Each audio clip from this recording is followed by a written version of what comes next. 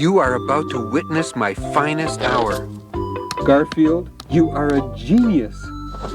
Ah, customers. Oh, Brad, this is perfect. I love it.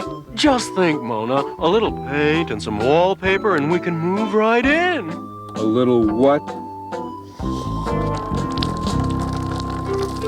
It's a long story.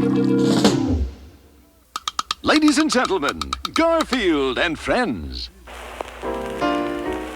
Friends are there. To help you get started, to give you a push on your way.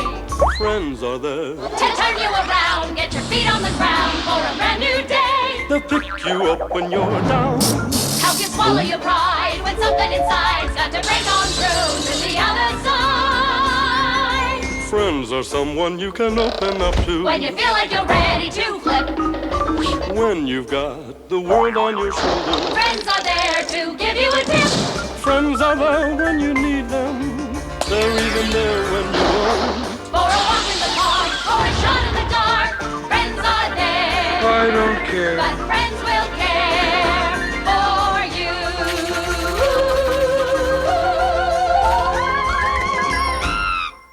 And just remember what you paid to get in.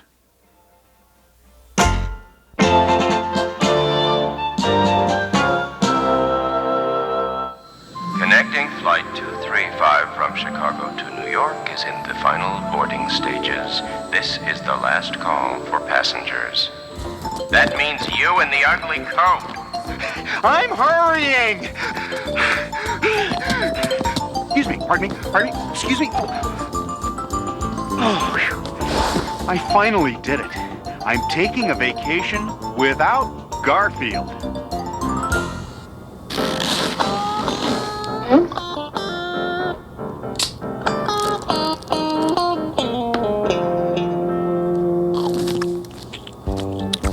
Oh!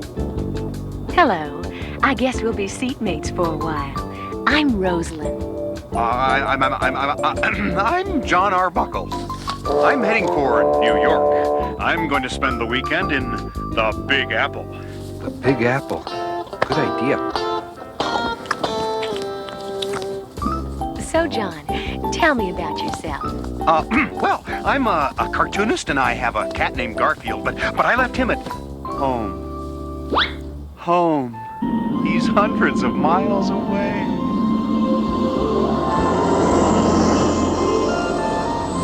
Ladies and gentlemen, we have just landed at Kennedy International Airport in New York. Please keep your seatbelts fastened until the plane comes to a complete and final stop. Do you know your way around New York, John? Oh, not really. Well, maybe I could show you around. Say about 8:30. I'll meet you in the lobby of your hotel. I know a really wonderful Italian restaurant near Central Park. Great!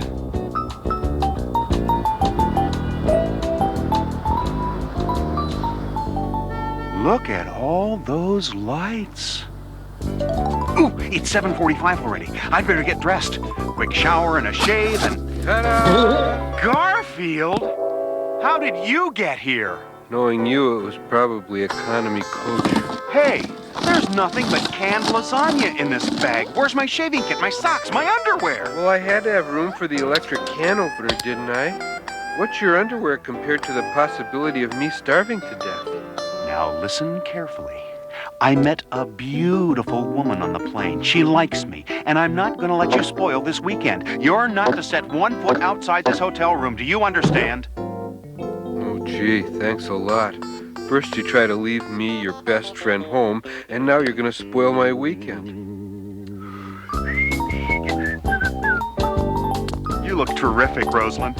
Well, are you ready for the best Italian food you've had in your life?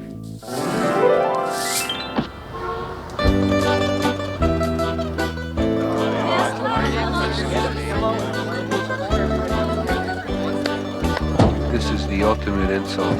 How could John go to an Italian restaurant without me? What have you got on a John Arbuckle?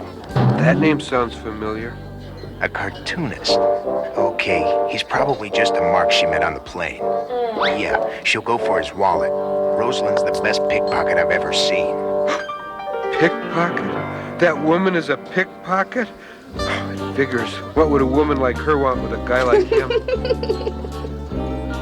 I have to make sure John isn't alone with her. I was going to do that anyway. I ordered linguine calamari. What is it? It tastes like spaghetti with squid all over it. Garfield! You leave my friend John alone. If anyone's going to clean him out of everything he owns, it's going to be me. Let's get out of here, Rosalind. Wait, you can't leave without me.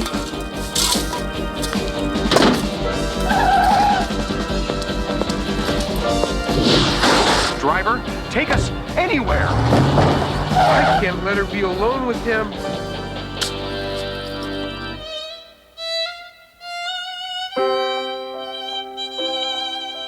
Sorry about what happened at the restaurant. Oh, that's okay. As long as I'm with you, Johnny.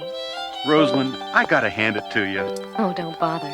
I'll help myself. You know so many great places to go. I really admire your reach. Oh, Garfield!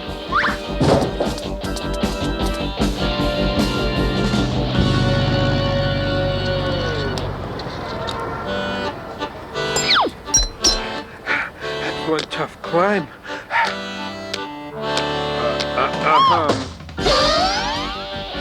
Don't worry. He'll never find us here. There isn't a chance it... Garfield! Will you excuse me, dear? I have to settle something once and for all with my cat. oh, why, certainly, my darling. I'll wait outside. Garfield, how could you? One weekend away from you. One evening. That's all I ask. Whoa, time out. Earth to John. I'm going to give you money and put you in a cab and send you back to the... That's funny. I was sure my wallet was in... Jeez. Did Rosalind take... Rosalind! Come back!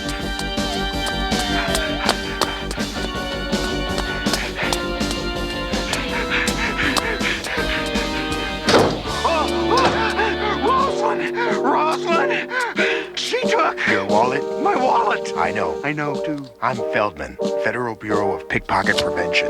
I've been after her for months. Here's your wallet back. Thanks for a lovely evening. Bye, Rosalind. Bye, John. Garfield, I'm sorry. You're my best friend. True. I shouldn't have tried going off without you. How can I make it up to you? Well, I have an idea. You know, it would have been cheaper just to let her take the wallet. Hey, I'm an expensive date.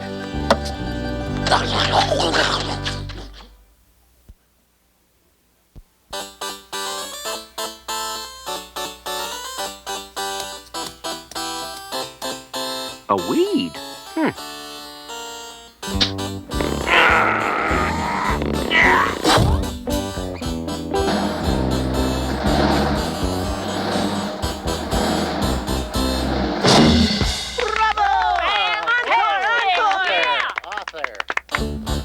Ta-da!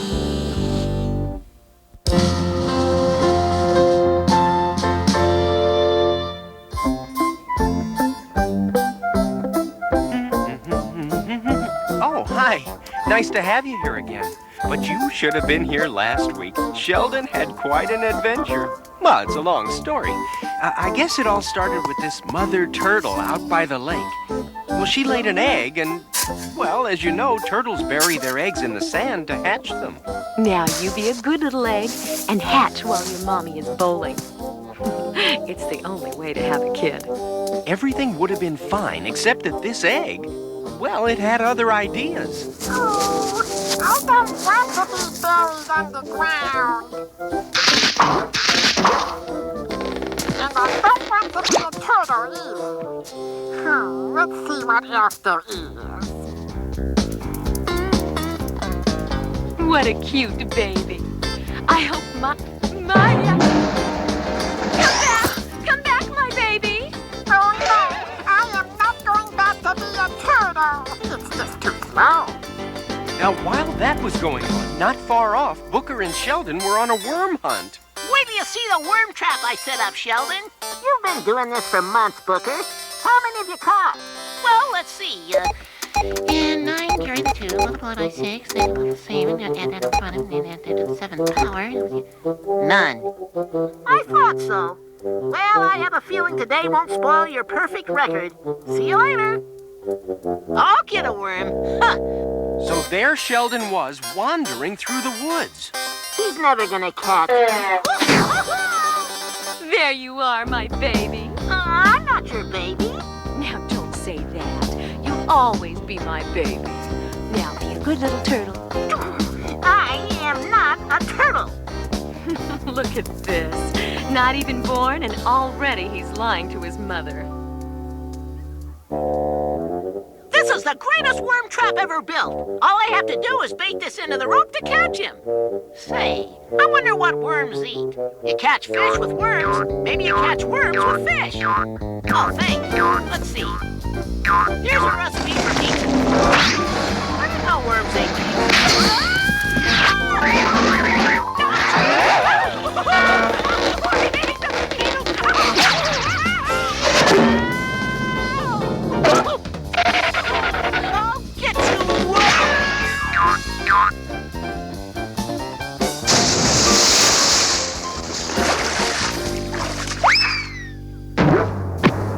Sheldon, let's go back to the farm.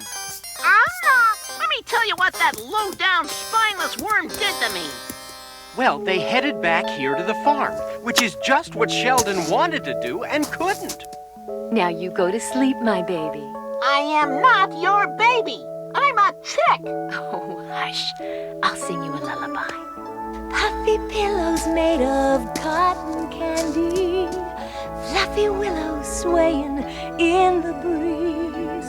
Sleep, little baby, grow big and strong. Never have the sniffles, never have to sneeze. Come on and rock all day long. Sleep and rock while I sing this song. Sleep, little baby, 40 weeks you can catch. Sleep and rock and roll until you have come on and rock. Don't want no alibi. Sleep and rock to a rock and roll lullaby. Sleep, little baby, and rest your head. And don't be a chicken, be a turtle instead. Sleep and rock. Help! I'm under a turtle. She figured if he thinks he's a chicken, hatch him like a chicken. Meanwhile, back here, Oh, this is gonna be great. Roy had a new trick, industrial strength sneeze powder.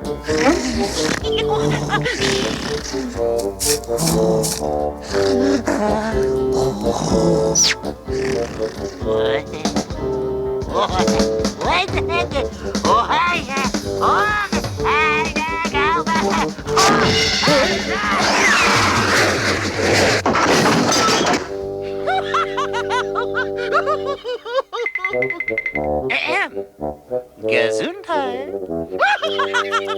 I love it.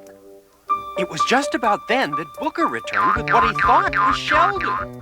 There he is, the worm. Phew, I made it. I don't have to live out in the lake and be a turtle. That's what he thought, I guess. He was no less mistaken than Roy. There's Sheldon. Being a turtle's boring. I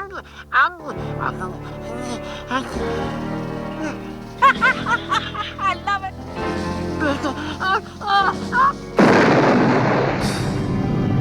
Roy thought this was a funny joke. At least that's what he thought until... Sheldon? Sheldon? Excuse me, little turtle. Have you seen Sheldon? Here's his shell, but where's Sheldon? He... Oh, no. Ooh, this place is too strange for me. Sheldon sneezed himself into nothingness. And it's all my fault. They should put warnings on these. I've done a terrible thing. But of course, Sheldon was safe. Well, if you call this safe. But Sheldon had an idea. He fired up his barbecue and cooked burgers. And when it got hot enough... Baby, come back! Sheldon ran as fast as his little legs would carry him. Mom! Baby,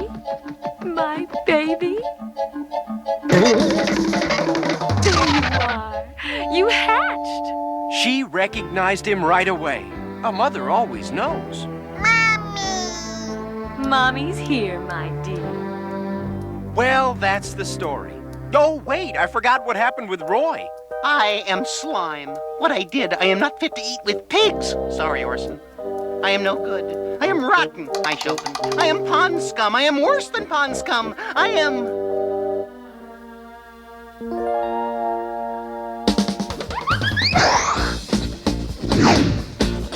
Hi, Roy. What's going on? Oh, Sheldon, you're alive. Not yet born, but alive. Oh, I'm so glad to see you, and I promise I will never play another joke on anyone ever as long as I live. Until next week's show. And that's the end of the story. I'm happy to say that everything is back to normal around here. Gesundheit!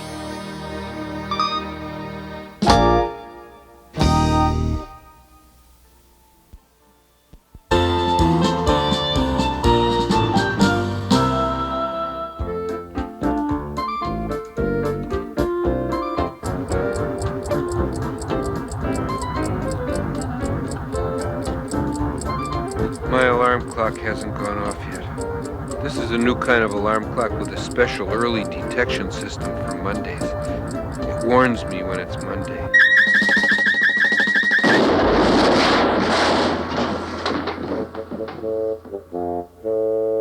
Ugh, yeah, it's Monday, all right. What could be worse than Monday? Hi, Garfield. What could be worse than Monday, Garfield? Oh, how about Monday with Normal around? I learned a new cute trick. Watch. This must stop.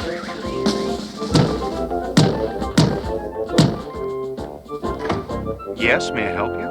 I'm interested in the free kitten. What free kitten? This sign was in your front lawn. Free kitten to anyone, no questions asked, might even pay you $20 to take it. Garfield! Sorry, this offer void were prohibited.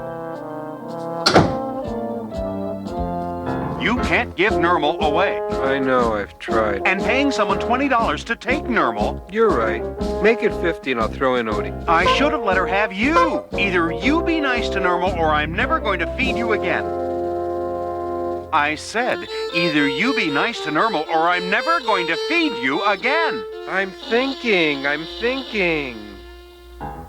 Oh, John. Oh, Marcia. Oh, John. Oh, Marcia. Oh, Marcia. I want to watch cartoons, Garfield, but all that's on are soap operas. Tell me a story. Okay, come sit down. Once upon a time, there was a kitty who was so obnoxiously cute that the handsome prince mailed him to Abu Dhabi and... Garfield. All right, I'll tell you the story of Hansel and Gretel. Once upon a time, there were these two kids who lived in a little cabin. Hansel and Gretel were always very hungry, always eating like pigs. Like you, Garfield? I'll ignore that. Their father was a woodcutter, and there wasn't much wood around to cut. And one day he said to them, "Kids, we're all out of food."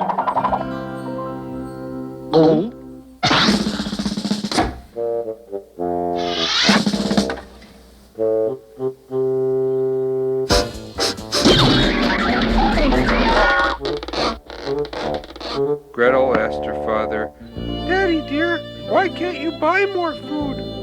"Because," her father said, "I'm a woodcutter, and no one wants this woodcutter to cut wood." Gretel had an idea.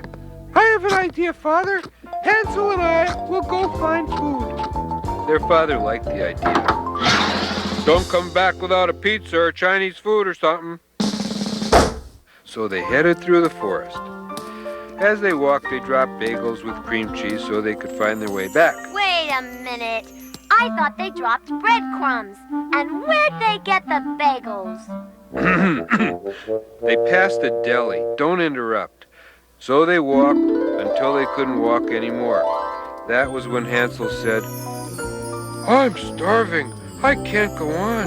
It's been so long since I've eaten." How long had it been? About 9 minutes. That's when Gretel said, "I smell gingerbread." They ran through the forest until they found where the smell was coming from. And there it was, a house made entirely of gingerbread.